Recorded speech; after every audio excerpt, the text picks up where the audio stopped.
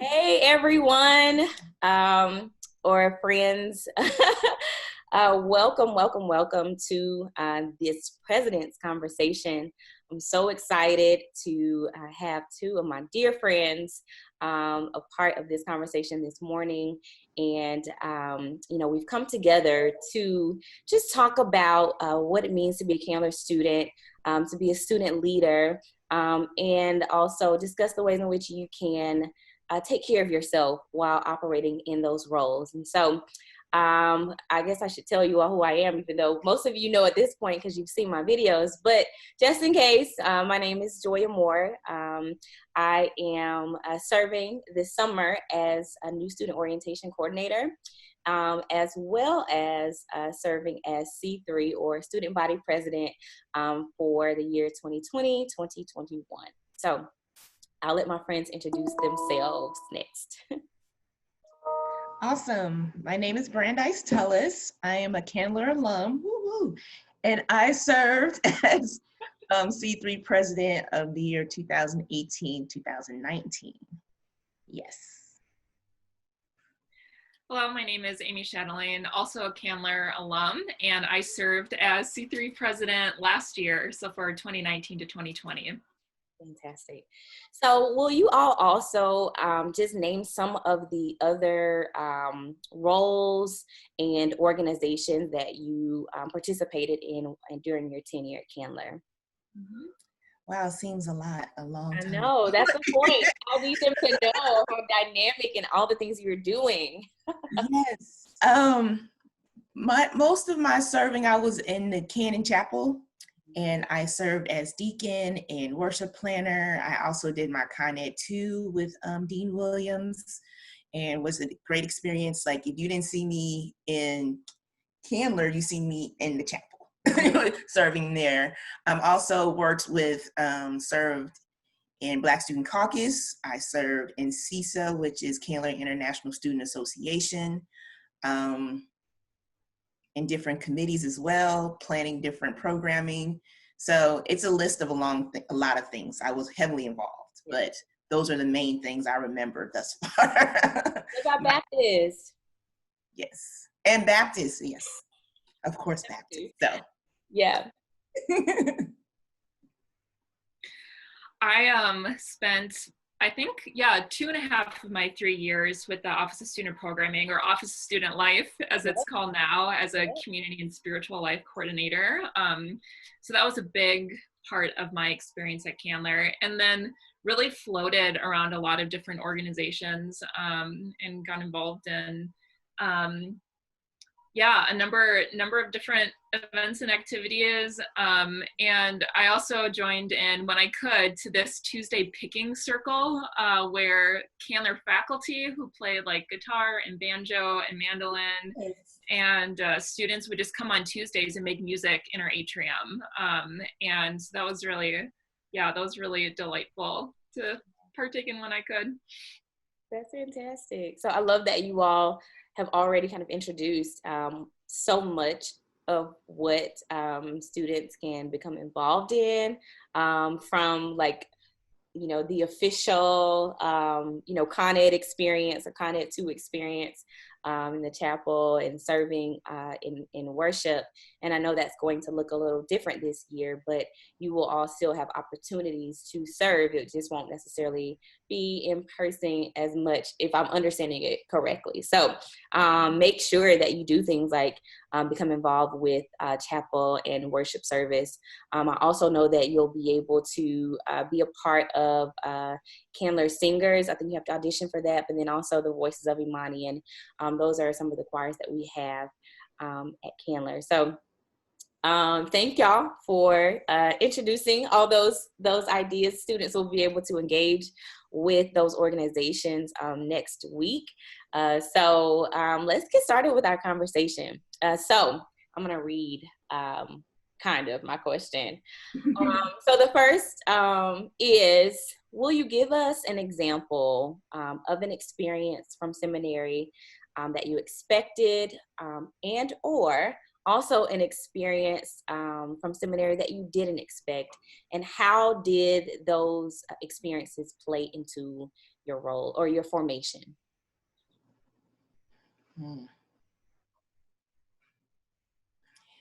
Amy, you can jump in, or you want me to jump in? Because there was so many experiences. Yeah. It's like, wow. Yeah, either way. I'm fine jumping in at first and yeah, can go back and forth. I think two things in terms of what I was expecting from the seminary experience. So I'm from Minnesota. I'm in southern Minnesota right now. And I spent the majority of my life here. So moving down to Atlanta and studying at Emory and at Candler was going to be a huge transition, a completely different learning environment for me.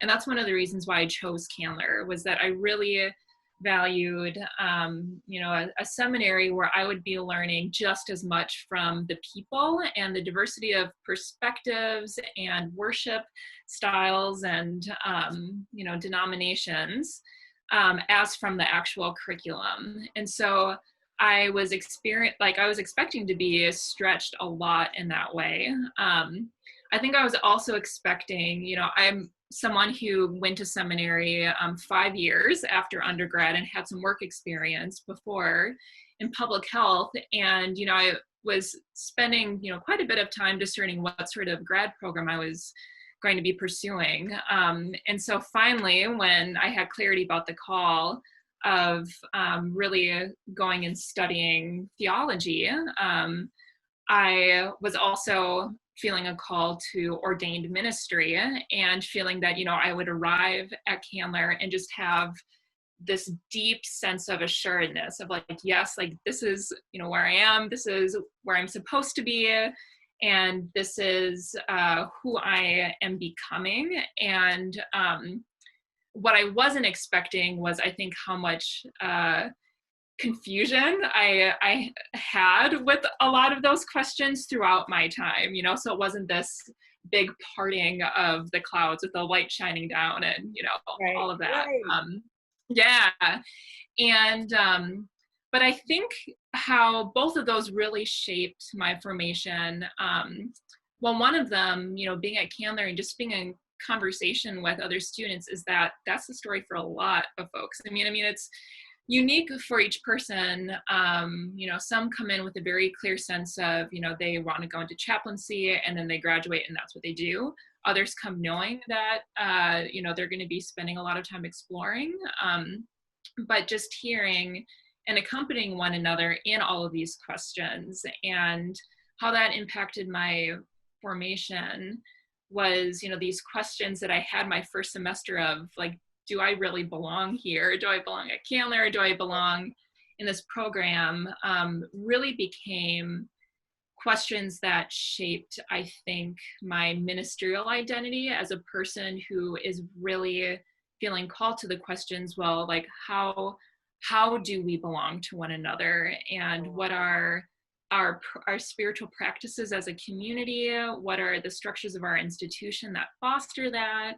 Yeah. And so, and I think, even though still after graduation, I'll say a lot of those questions still persist, in some ways. And I think just that's how the Holy Spirit continues to move and wrestle with us. But Candler was a place to really be able to bring those questions honestly and find partners in that questioning. Yeah. I think you hit something that I think is a few things. I was just writing, but the beauty of exploration, right? I think it is really cool to come into this space and feel sure. And some people are sure. But what does it look like to come into this space, even if you're sure, and still be open enough to allow the Holy to shift you if that was the plan, being open enough to say, okay, I thought I wanted to do chaplaincy. And now I want to get my PhD, which is happening with me. It's I came in, because sometimes I think we tell ourselves, that this is okay, this could be A plus B equals C. And it's we don't create enough space for God to do God's work. So I think that that's beautiful. And then it's like the other piece of having other people who are walking alongside you who are also confused as well, and having those conversations. It's like one of the things I said when I first got to Candler is I found my people. I found people who get me, you know, even in the confusion. And I think that that is something that's important for incoming students to hear and to know, that it's okay that you don't know, and it's okay if you do know, and it's okay if things change, because this experience is meant to change you. I am a proponent that you should not leave the exact same way that you came into seminary. You know, I can only speak for my Candler experience, but I think Candler does a great job of creating space for those changes to happen in a safe way, a place where it's accepted, you know. Mm-hmm. What And the about opportunities too, it's just not just spaces of opportunities, like how many different speakers and theologians and scholars who study this thing, and they tell you what they study, but also their life experience and how much experience really matters in our formation. And that was good to know too, and learn from like, you are these amazing books that I'm reading from, and this your experience. I learned so much from your one talk, so your one discussion. And that was important with Candler too, just the opportunities and the different people, different programs and faculty people bring into the conversation. It's not just what you learn from the book, but just the discussions and people coming from inside out. You know, it's just, that was an amazing part of the Candler experience. Since I jumped right in there. Coming in, I am a little more seasoned than most folks. It doesn't look like it, praise God. But I came in as a second career person.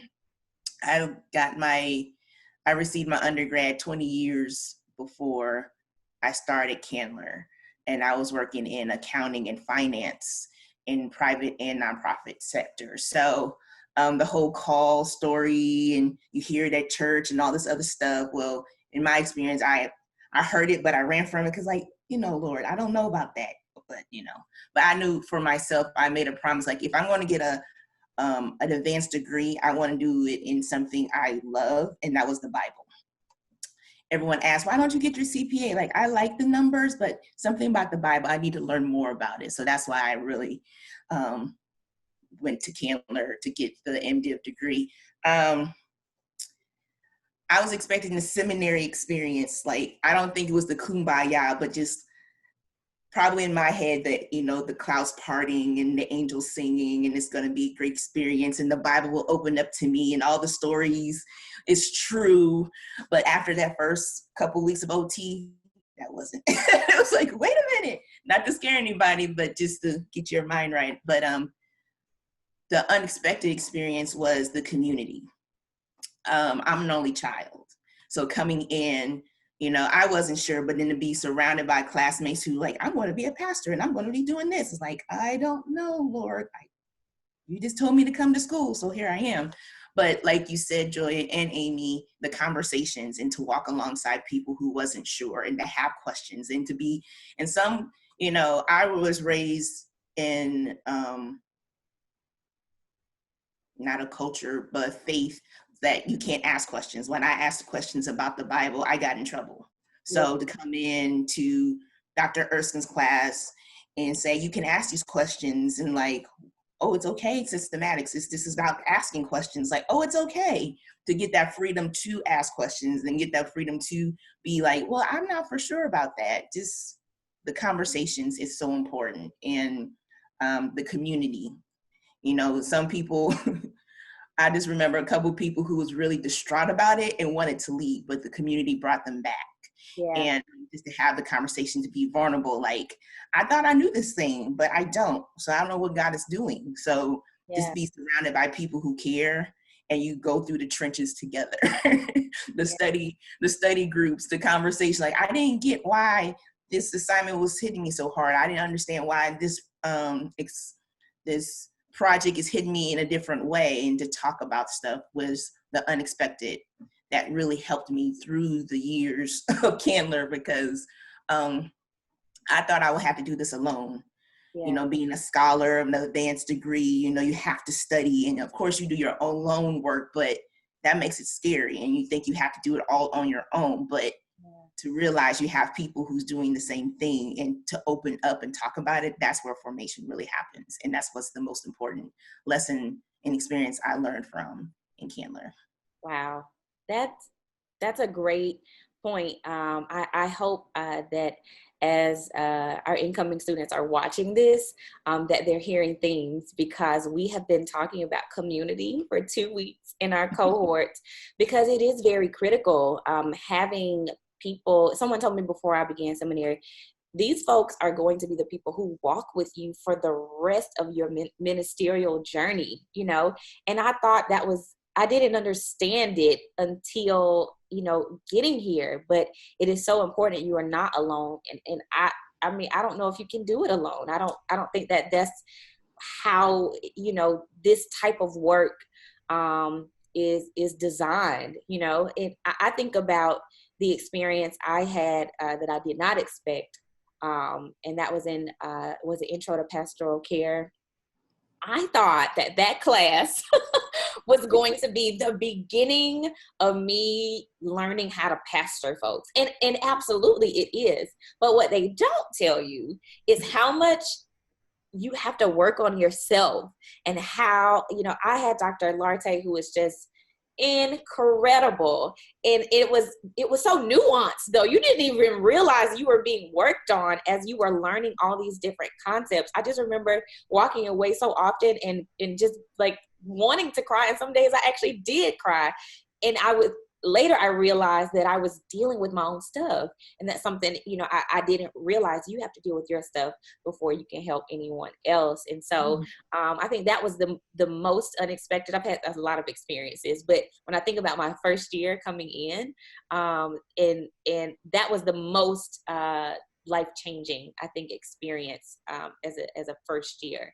And it has shaped the way that I look at spiritual and emotional care for myself specifically, but then also for others. So, okay, so let's go to the next question. Or did you all have any other things to say about what we were just sharing about before I move? I think one of the biggest things too is like you will hear different folks' experiences, but you have to make this your own. They can give you a great map.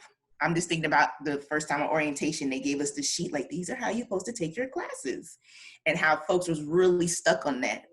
And in another part of my experience, I was working full time. So I started part-time in the Candler, and I had to take just a couple of classes, not the full load.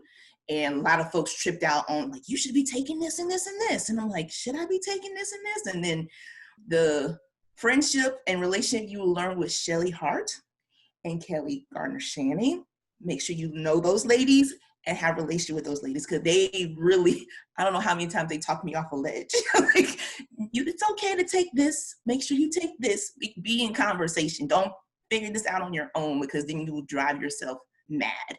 But the map is there, but you might have to take a different path, but just make sure your destination is graduation. And if That's good. the map is there, because I just remember that sheet, and it's like, take this and this and this, and it's 86 hours, and 86 hours, and what? Oh my God. But again, talking to Kelly and Shelly really helped me figure out each semester how to do that and work and make sure I haven't lost my mind, so make sure you make your own experience in this, like, and don't feel like, well, someone said it to do it like this, but knowing your situation in Candler and outside of Candler, you have to pay attention to that to make it work for you. So make sure you don't get stuck in someone else's experience. Make sure your experience is your own, so you can get through Candler the way you want to, or the way God has designed you to get through. That's what I should say. Yeah, I definitely second that. And I think too, something that's so unique about a Master's of Divinity program, or I think this can apply, somewhat to MTS2 or the other degree programs, is just that there are so many different directions that you can take. And that's really exciting. And there are a lot, I mean, even just something that I learned through my time at Candler is just even being a pastor, you wear so many different hats and have on, so many different, voices. And it can become really exhausting mentally, physically, spiritually, just the process of that exploration and discovery. And I think for me, it was really important to make a distinction between my coulds, what I could do, and what my call was and what my call is. And that takes time to make that discernment, some trial and error. And I mean, I think, related to this conversation about mental health, that might come up in later on in the conversation too. But really, using this opportunity to explore, but also trusting and having faith that this isn't your only shot at learning and having exposure. I think that was one of the benefits of coming in after having worked in the workforce a little bit, is just seeing all of the continuing education opportunities that workplaces, community centers, peers, all these different things. So, take notes of things that are interesting, but know that this isn't your one shot of exploring all of these areas. Yeah. That's actually comforting to me. It's very comforting. As you were talking, I'm like racing through, my head, because it is a journey. But I think that's a great distinction, figuring out like what you are called to, and knowing that, I don't know if you can mess this up. I don't think you can, I think if you are intentional about growing and learning, you're winning. You are truly mastering, because so much of this is mastering yourself. Man, that's another part that, they don't tell you explicitly, but it's been my experience. Okay, so let's see. I know I have a list of questions, which, we prepared to talk about. Let's talk about, I'm going to kind of remix some questions and put them together. Let's talk about one of the questions that was posed to students this week was about what it means to be present. The theme is you are here. And so this week we're focusing on the R, the fact that it's this word about in a present tense. So what does it mean to you all in terms of the seminary experience to bring your full self to the table, but then recognizing when to set boundaries or how to set boundaries, so that it, because sometimes I think we think that, they say leave it all on the table, that you should leave exhausted from something or an experience, and that's the only way that it really means you gave your all. So what does it mean to show up, but then to create healthy boundaries as a student, and then for those who are interested in being student leaders? I'll jump in this one because I just remember telling both of you guys, after learning from my experience as a student leader, like, make sure you do that for yourself. Showing up to the table, I think one of the biggest lessons being a student leader, I always thought like I had to have always important to say or something to do, or but I've learned me just showing up and my presence being there was really all I had to do. Just thinking about the first OT exam or HC exam, and just being there in the room and people seeing me, it was like, do I have to pray and stuff? But just hearing students, like, just you being there and knowing that you made it helped me a lot. Just, not being at every event you're supposed to be there for, but just showing, being there for a couple minutes, and people recognize that. And that's a ministry in itself, just showing up, being present. You don't have to have something to say. And that's even going with ministry and counseling or pastoral work. Sometimes people just want you just to be there. You don't have to say nothing profound. You don't have to say something spiritual. Just being a listening ear or just a presence is really showing up to the table. Like, people need to see you. You think people don't, you think people always see you, but some folks don't. But you being at a specific place or a time, people notice you. Like, well, I never noticed this before, but you were there, and maybe give me a possibility that I can be there next time. So I learned that. And then also too, even though your presence is important, you have to really pay attention to your body and your mental state too, because it wears you thin. And it's going to be okay for you to like, I can't do that, or I can't be there. And you have to be all right with that too, because sometimes it's like being that pastoral person or that giver or whatever. I have to be there. I have to do that. But then your body and everything else is saying like, well, you can't ignore those things. So that's when it's important to make those boundaries. And the biggest thing is you being okay with it, and don't beat yourself up. And again, it's not like, oh, I know this since day one. No, I had my trial and error, like I can't make it, but then I feel like I'm going to miss out on something. But if you burn out or you fall out because you didn't pay attention, everything else is still going to go on without you.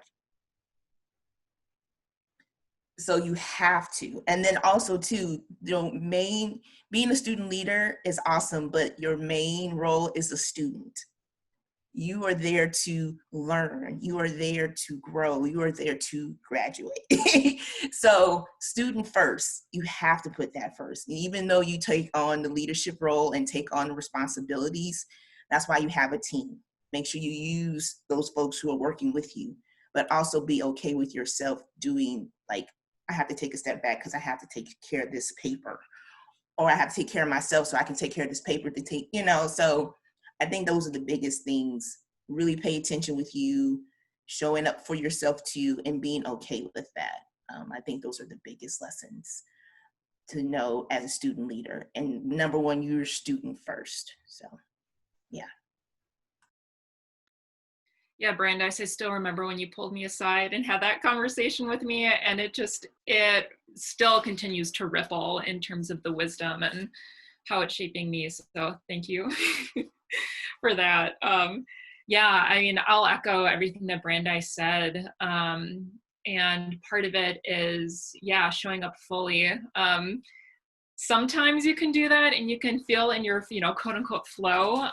But a lot of times, I think for me, I learned showing up fully also meant showing up vulnerably and showing up knowing my limitations, and seeing that as an opportunity of seeing more clearly who God is calling me to be in relationship with. Maybe if I don't have a strength in or the skills or experience in something, Brandeis might have that, or Joya might have that, and that's an opportunity for us as student leaders to really partner and support one another and work as a team. And I think seminary is humbling in a really holy way in that sense, is that it continues to, the more that we learn our limitations, the more that we learn that we're being called into community to be that full body of Christ.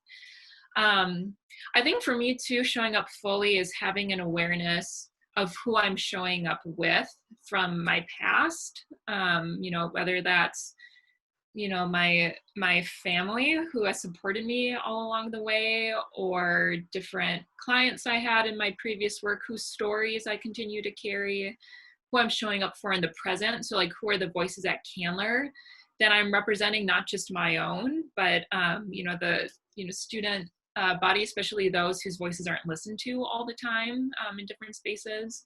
And then also, who am I showing up for in the future? Like what legacy, what is it that you being at Candler, what is that going to open up for another student down the road that you're never going to meet, but your presence and how you are at Candler is going to shape how they are as a spiritual leader in the world. Yeah. OMG, y'all, these are so many jewels. Oh, I hope you all are listening, because it may sound foreign, and maybe some of these what is said today is just meant to plant seeds. That's literally what I just wrote, and it'll come back to you when you need it. But both Brandeis and Amy just gave such great great, great advice. And I kept thinking as you were talking that every student in the experience is, whether you are a student leader or not, you are a student who is also a leader, or a student who is preparing to be a leader. And so this doesn't just apply to people who serve on C3 or serve, in student orgs. This literally applies to everyone in every facet of your life. Showing up for people. I wrote down from, Brandeis, this ministry of presence. And that's something that you'll talk, more about as you all begin your journey with pastoral care. But sometimes, really just being there with people and not speaking is actually better than opening up our mouth, because sometimes we need to leave space for the Holy Spirit to do, her work. So we don't, and so that was just that when you said that, I was like, oh yeah, the ministry of presence. I haven't thought about that in so long. And so this is feeding me. Like, if this is not for anyone else, I am just like, this is just lifting, because it is all so real and so true. And I love that, Amy, you talked about being mindful of who you're bringing with you in the room, whose voices you're carrying, and then, who you're representing, real time, and then people in the future. And, that makes me think about the ancestors and the way that they paved the way for us to be here in this moment. And it makes me think about my family members who may not ever pursue any type of master's degree. So how do I show it? Just, God, y'all, I'm just like repeating everything you're saying, but it's just like, this is just, you're just giving a Candler amen to it. This is all of my, listen, so many amens. Okay. Jeez. Oh man, this is great. So obviously you all can tell how much I adore these two. And I'll tell y'all, thank y'all later for other stuff. But so let's switch gears a bit. Because, the part of this conversation is talking about what it means to be a student leader, all that great stuff. But then also talking about how you show up in this space, bringing your full self, learning about boundaries, but then also talking about spiritual and mental care and health. And I've had, personal conversations with both of you. And so outside of just knowing that you're awesome and that you were beautiful in the role of president, I also, know that we've discussed what it means to care for ourselves spiritually, what it means to care for ourselves mentally. And so, I'll just say that, as I mentioned earlier, my first year when I started this, pastoral care, I realized, and I'd already known, but it really is in your face at that point, that there were things that I just needed to deal with, things about, past and recent traumas that were weighing me down, affecting me negatively. And I had gotten to the point where, and a lot of people don't know this, but I was always 10 seconds away from crying, like for my entire first semester of school. I was just like, always ready to cry, holding back tears. And imagine, I think about how absurd it seems now. But back then, to carry weight where it's like tears, I literally felt full to this point. It's like anything could provoke me. So that's what pastoral care did. But then I decided to pursue mental health care at CAPS. And I started the process in November and then got scared. And I didn't go back until March or April, maybe February, maybe the end of February going into March. And I still have the same therapist to this day. I'll see her on Monday.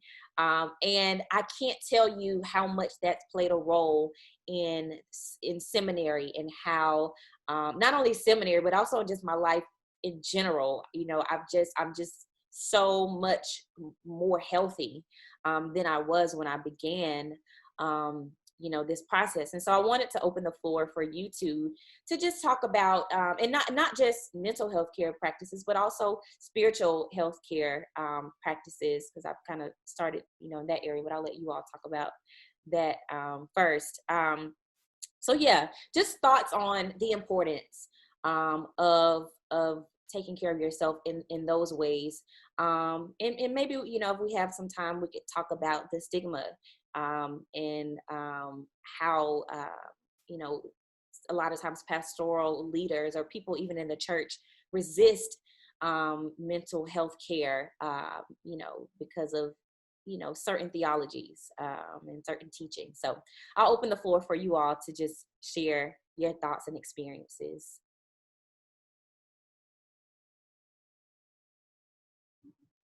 I can start. Unless Brandis, you want to jump in? I'll jump in after you. Go ahead. Okay, sounds good.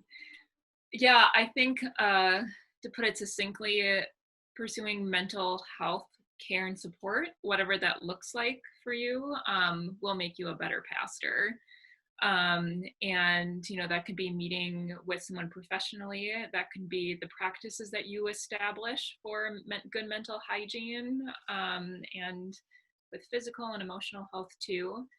And also, I think as spiritual leaders, whether you're a pastor or a professor or a community, a nonprofit leader, I personally see it as a responsibility as someone who is a spiritual leader to break down the stigma around mental health in our country. And I think, it's really striking to me. And I would so love to hear from, all of you who are starting seminary in this time of the pandemic, where there is so much unknown. We really are in a wilderness period with this. I think that our country is really being presented with an opportunity to step back and to really pay attention to ourselves and the toll that can take in our lives, and to have maybe some more time or different spaces to establish practices that are going to support us, because like we were talking about earlier, being in ministry is a lifelong process of discernment, and it's a lifelong process of wrestling. And I think mental health care and working with a therapist is also a really great tool in discernment, in that it helps make a distinction between God's call and then narratives that you have that might be holding you back based on things that you were told throughout your life growing up of who you can and can't be, or who you are or who you aren't, and what your role is in the world, and really being clear about the source of those voices versus the source of the divine voice. And so I started at CAPS my first semester, and part of it was I was just recognizing how much grief I was experiencing in my transition of the life that I left and sacrificed to come and study in Atlanta and study at Candler and be in seminary. And while that was a beautiful thing and something that I was very sure of, there were a lot of things that I needed to let go, and communities that I was displaced from. And also, being in intro to pastoral care too, and all those things that come up, but just having, even an outside voice of someone to listen, and also to give, for me, it was giving myself permission to voice these things to someone.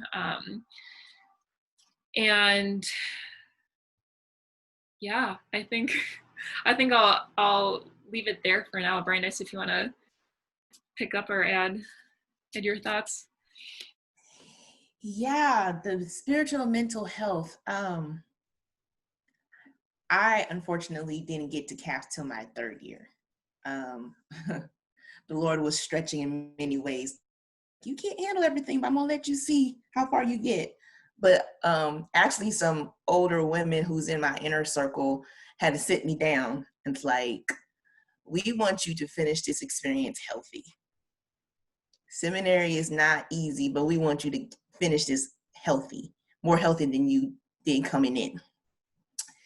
And I didn't know what that meant. Like, what is, okay. But after the fact, I get it now. It wasn't the stigma of not getting the mental health, but I came on being a little bit over trying to handle everything, because I don't want people to think I couldn't handle it, or I was weak, or the whole stigma of being a woman who was working. And yeah, I was dealing with that. And then I was also dealing with my own grief, that I was unresolved grief. Seemed like, you know, dealing with seminary stuff and this life stuff, it creeps back up. Things you think you handled creeps back up when your plate's full. So the whole stigma, it's okay to go talk to somebody. And if you need the option of want to talk in groups, you know, there's different options CAPS offer. But the stigma of you don't have to handle everything. That's a stigma I wish people would put away, because you'll learn that too if you're doing any spiritual work or being any leader. We're not superheroes. Even though people are like, you're a Superman, you Superwoman, that's cute, but God didn't make us for that. You know what I'm saying? Yeah, that stigma, just saying that you need help. And it's more than just mental health. Talk to your professors and TAs. Like, this load is going to be different, especially since you're doing Zoom Life, and make sure you have conversations with help. Like, that's why TAs are there, not just to help assist groups in the class, but talk to them. They've been professors and TAs for a long time, so they have talked to plenty of students, and life happens. Talk to someone, and it's okay. You're not a failure. You're not weak. You be the strongest person admitting and being vulnerable enough to say, I need help with this. Show me the way. Or even one of the conversations I had with my advisor was Dr. Kraftchick. Coming in, I'm an accountant. So analytically, I'm thinking this is supposed to be this way, but they're teaching me theology and it's supposed to be reflect. Like, if it doesn't equal 0, I need to reflect on that. But you've given me assignments to reflect. So talking to my advisor, he realized in my conversation, oh, you're an accountant. Well, maybe look at this as a balance sheet. And if you go it like this, it come out like this. Like, I wish someone had said that 4 months ago. So just having conversations like that, it's okay to say I need help and get the stigma off. Like, I can handle everything. No. There's too many people around who's been through where you've been through or been where you've been at not to talk about it. And it's okay to talk. No one ain't gonna look at you like, man, look at you, you can't. No, thank you for coming to me, because, you know, I'm feeling the same way. When you open up conversations, you will realize how many people are like, I'm so glad you said that, because I've been, oh my God. Like, I can just think about all those conversations that happened that first year saying that. But also too, the practice of Sabbath, it's in the Bible. Like what our professor, it's in the book. Sabbath is a real thing. And don't be ashamed to do that. You have to find a different practice. Prayer is always great. Prayer is a go-to all the time, but you have to realize too, in this state of life, and now that you're doing classes on the screen, you have to find some type of practice, and you have to take a rest, and it's okay. And if you can't do a full day, maybe an hour, you will have to learn those practices to get through. And don't forget about those things that got you there, that helped you level with life. Like if you like to dance, if you like to draw, if you like to color, these things are going to help you through this process, especially now, because you're like, oh, I can handle this screen thing. At least I'm home. I just really hope you learn different practices, and Sabbath is always awesome. People are teaching about it more these days because it's important. I mean, there's just too many things going on in life that you can't do that. But the stigma of, well, you can't rest because you got so much work to do. If God rested after 7 days of making the earth and making us, why can't you do it? Preaching? Oh, I'm sorry. We are the image of God, right? If God can rest, you can too. It's okay. But I'm glad this was a video, because someone might need this in December. So I might need this next year. You never know, but just know it's okay. Just to have the permission to do those things, to rest, to ask for help, to have someone to talk to. And don't forget, CAPS is paid for out of your tuition already. Please take full advantage of that. Don't wait till third. You're like, oh, I could have used that, like I did. So make sure all those things you're paying for, you take full advantage of, because that's why they're there. Yeah, I think one more thing that I wanted to add to is I think a lot of times, and I fall into this too, but I think about like mental health care and like my mental health, and seeing it in terms of, okay, like what is work that I might need to do in order to adapt to this environment. But I think that there also needs to be the question of how might the environment need to adapt, if that makes sense, or what is it, you know, if I'm not flourishing, how much of it is stuff that I need to work on, and how much of it is a change that might need to happen to the environment that I'm in. And that's a huge part of mental health. And I think too often that burden can fall on the individual, when that burden needs to be held through and transformed in institutional change. And I'll say that Brandeis and Joya and I, in our leadership roles, all three of us were and are for Joya right now, but hold this dedication around involvement of institutional transformation in a way that really supports the flourishing of all students at Candler.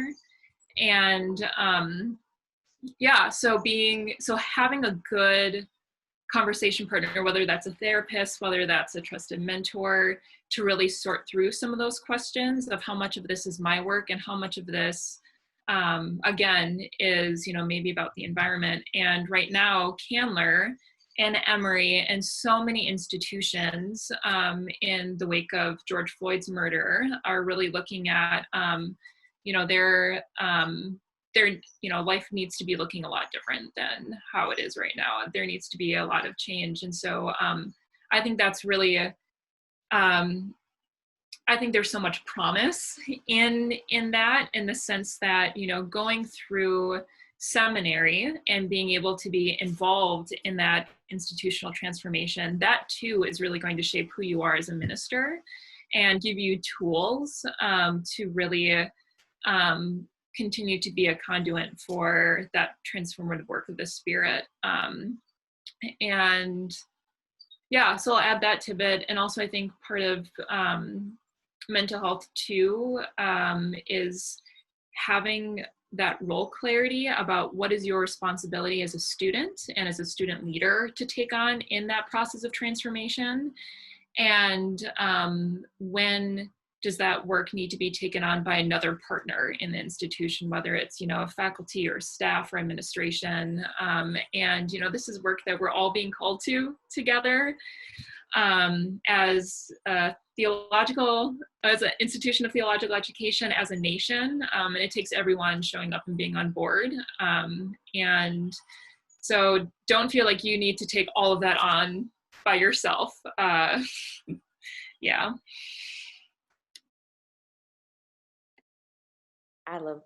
So both of your answers were so beautiful and so on time and so relevant when it comes to, you know, mental health care and spiritual health care practices. I didn't realize, I wasn't sure that all of us, you know, went to CAPS and took advantage of those services, because they were and you know, are still helping. And I love that, you know, what you just said, Amy, because I think that translates not only to this idea of dealing with social change, but I also think it translates into our personal lives as well, because we're not just in this environment, you know. So it made me think about the environment of a relationship, you know, or relationships with our loved ones, you know, and then, you know, relationships that we have, or the environment of church. I've been asking myself, is it me?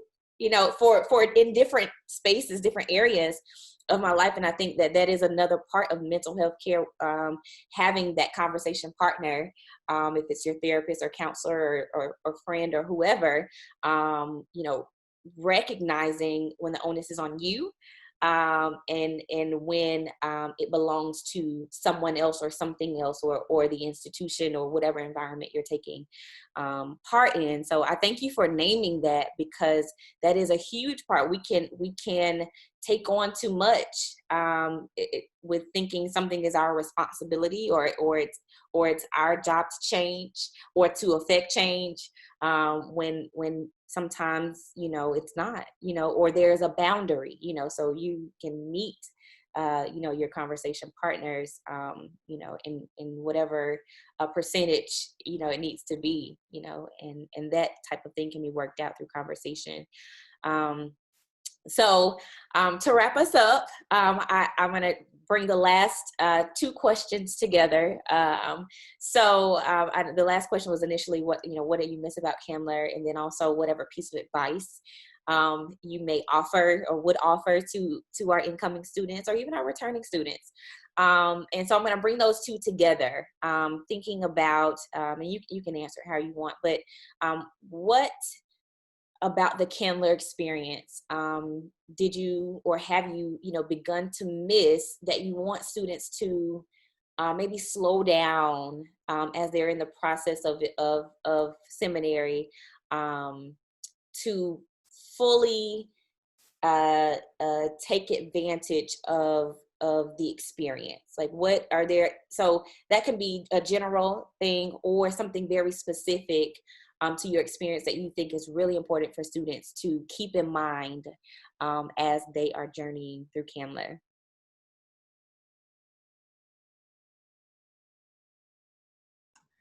I'll jump in. Specifically, I really miss worship. I miss serving as deacon.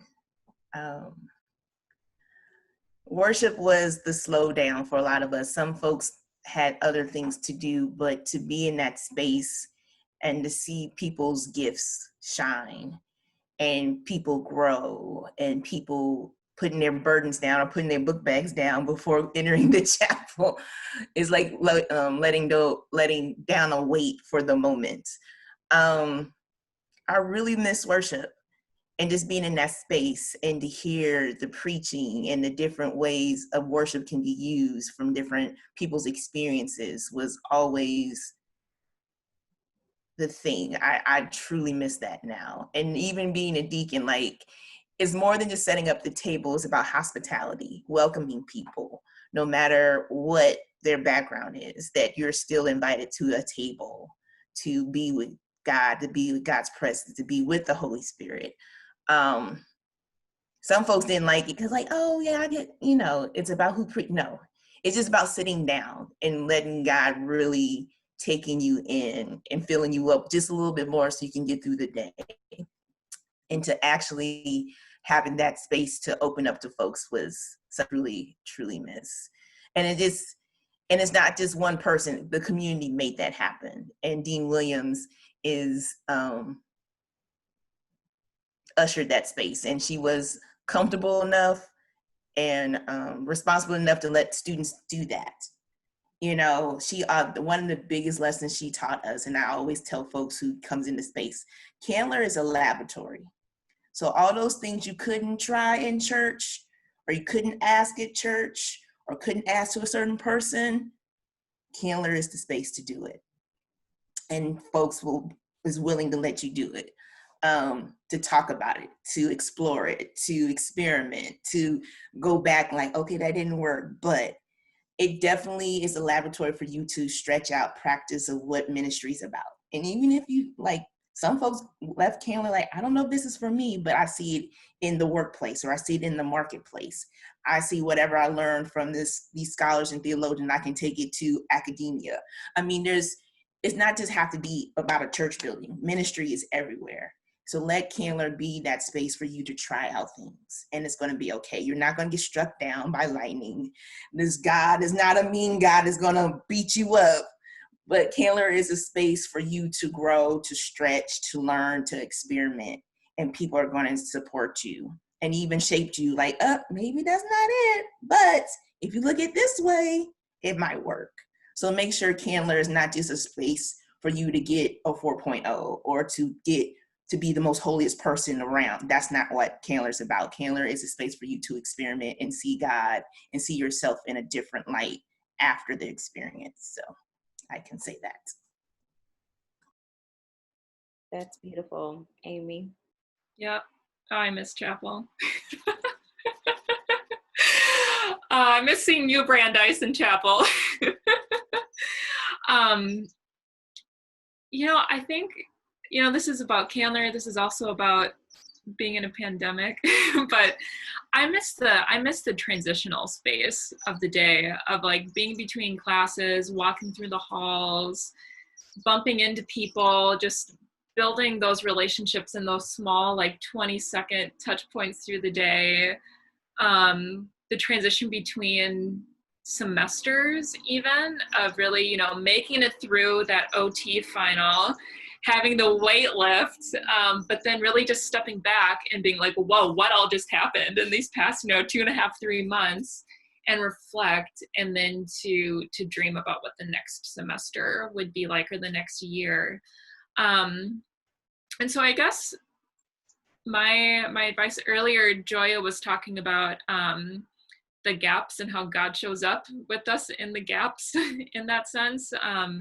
So I guess my advice would be just to really mind the gaps, or to mind those places of transition. I think about when I did my clinical pastoral education chaplaincy internship, and my chaplain advisor just said, be really intentional about how you enter in the room with a patient and how you leave, even if there's some sort of ritual around that.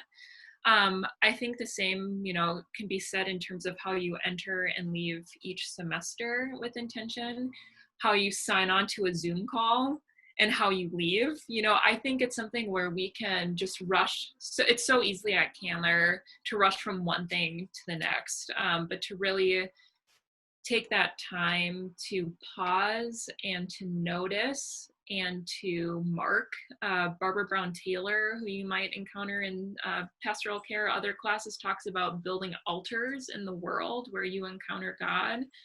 And that might look, that could look like a lot of different things. That could look like journaling. That could look like, for me, I have a mixtape for every single semester or like season of life, in terms of like what's the music, maybe it was music that was just released at that time that I was really into, or music that like poetry or the Psalms or scripture was just really speaking to where I was in that moment before I had language to articulate it. And that's a way for me even just to go back and, because I just connect with music personally. And so that works for me, just to process in the moment, but then also look back and see that journey. So whatever it looks like for you. But these 3 years, 1 year, 2 year, 3 year, 4 year, however long the program is for you, being on the end of it, it goes by so fast. And, like that 95-page reading assignment, you think that you're going to remember all these, epiphanies and amazing things that happen along the way on page 20 or, 40. But if you don't write that note down, I assure you that 24, 48 hours later, it's going to, escape your head when you're in class. I mean, I think the same thing can be said about going through a semester or a year of grad school, is just, do yourself the service and give God the honor of marking that as something significant in some way. There's really not much else to be said. I'm not even going to, try to sum up what you both just said, because everything was just so great, and you said it in the way it needed to be said. So I just want to thank you both for taking the time out to, share your wisdom, your experiences with our incoming students, as the people that you are. Serving the community was something that you did when you were there, and even now that you have moved forward in your path and in your journeys. And so I am personally grateful for how you both have, shaped me. And, I'll never forget Brandeis, seeing Brandeis my first year as a student body president, and thinking, just as a Black woman, wow, that's where I am. Like I can be in that role if I choose to be. And, thanking you for giving me a chance to be on your executive board. As a first year, I was the youngin on the board, and you taught me so much. And then Amy, you picked up, the mantle with such grace, and you continued work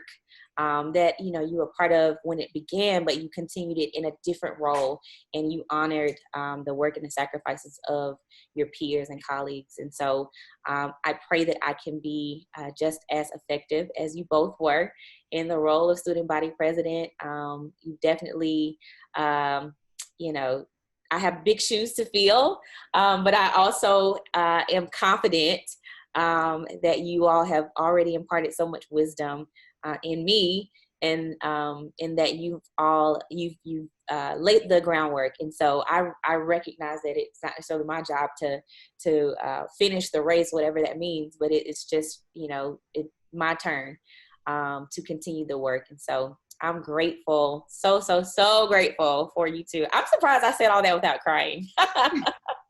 I'm actually really shocked here. I might cry later. So but I thank you all. Say that again.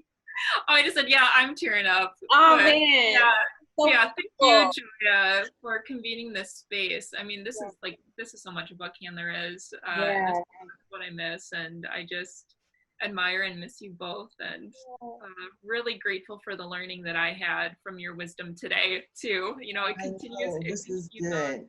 And especially like life after Candler, it's like these little nuggets we learned in Candler, it's going to really help in our transition out, so I'm grateful for both of you all too. Well, thank y'all so much. I'm going to end the recording, but hang on. But so let me just say to our incoming students, thank you all so much. For those of you who were able to make it to the end of the video, it's posted. And so that's the beauty of this model, is that you can, engage with this content whenever you have time. But I hope that you have learned something, or something has been confirmed or affirmed in your lives. And I look forward to continuing the journey with all of you. So thank you for your time, and I will see you all soon.